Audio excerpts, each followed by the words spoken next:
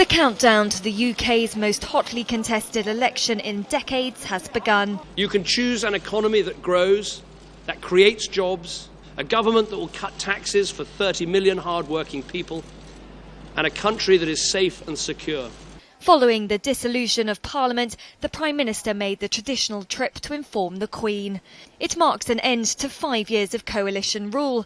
This time round, David Cameron is hoping for an outright win. The UK's £2.8 trillion economy has bounced back from its deepest downturn since World War II to become one of the fastest growing in the industrialised world. But many Britons say they haven't felt the benefit. CIBC's Jeremy Stretch.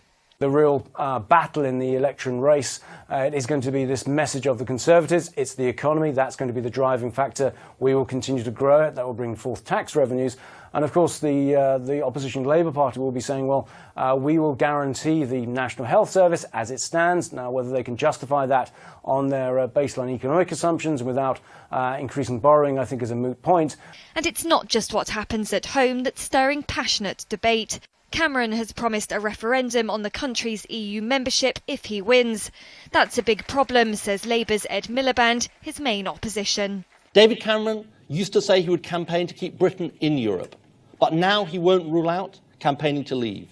He used to say he'd be able to negotiate treaty change in Europe, but now he keeps quiet about that too. There's already evidence the UK's influence in Europe is waning. European partners want Britain to stay, but not at any price. Cameron's lack of clarity about membership is also frustrating some in Brussels. But it's voters that count at this stage, and he's under pressure from both the anti-EU UK Independence Party and Eurosceptics within his own party. Current polls put Labour and Conservative almost neck and neck.